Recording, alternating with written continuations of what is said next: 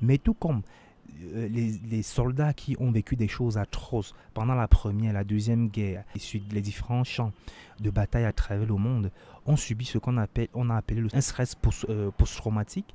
Ça sera la même chose pour ces êtres humains demain. On ne sait pas ce que ça va donner dans 10 ans, dans 20 ans. Cette installation est née à partir d'une réflexion sur le processus de migration que je présente surtout comme un processus de déshumanisation. Pour le faire, je me suis imaginé juste dans la tête d'un migrant en train de mourir, de se noyer dans la mer Méditerranée.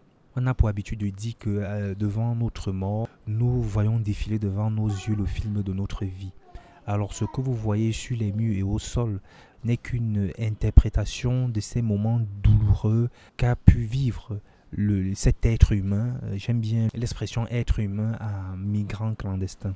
Alors, bon, pour le faire, j'ai utilisé plusieurs médiums en plus de la photographie. J'ai fait du land art, du collage. J'ai même fait des bonhommes en papier mâché. Et ça me donne l'occasion de faire un coucou à mon ami Davo Gaël qui m'a appris cette technique avec c'est du PQ comme on dit, du papier hygiénique avec de la colle. C'est avec ça que j'ai fait ces bonhommes là.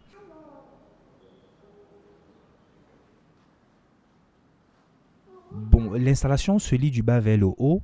C'est du sable qui renvoie au désert. Pendant la traversée de ce désert, il a pu voir ses frères réduits en esclavage, ses sœurs se faire violer, être traités comme des esclaves sexuels. Ces petits bonhommes-là jetés sur le sable qui représentent symboliquement ces personnes qu'il a perdues. J'ai voulu un peu pour pousser la réflexion sur ce processus de plutôt d'étiqueter ces bonhommes-là. Et pour le faire, j'ai utilisé les noms des personnes connues, mais issues de l'immigration, des personnes qui ont marqué leur temps, qui ont marqué le monde, des personnes qui sont même encore vivantes, des gens comme Kylian Mbappé qui ont, je vais mettre en parenthèse, ils n'étaient pas seuls, qui ont offert cette belle Coupe du Monde à la France. Si ses parents n'avaient pas immigré, s'ils étaient morts pendant ce processus-là, est-ce que la France serait championne du monde aujourd'hui? La question se pose. Des personnes comme Albert Einstein qui ont marqué le temps, la théorie de la relativité. Les frères Warner n'étaient pas américains de souche. Que serait Hollywood sans la Warner Bros? C'est ma volonté de marquer aussi, mais de choquer des gens, tout en montrant le côté aberrant de ce on parle d'immigration clandestine.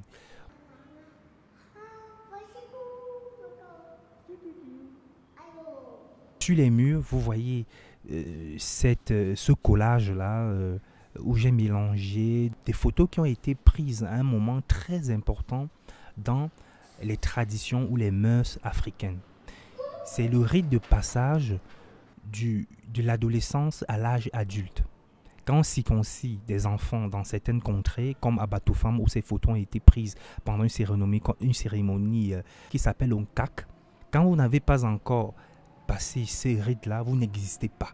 Cet être humain-là, à ce moment donné, aimerait peut-être revivre ce moment qui a fait de lui un être humain à part entière, quelqu'un qui compte pour sa communauté. Alors c'est un moment important pour lui.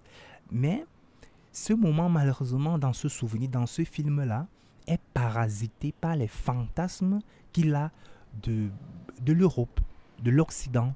Et ces fantasmes-là, qui sont représentés sur ces papiers que j'ai découpés dans des magazines, viennent comme pour avaler, pour happer, pour dévorer le souvenir qui a fait de cet être humain justement ce qu'il est, quelqu'un de singulier.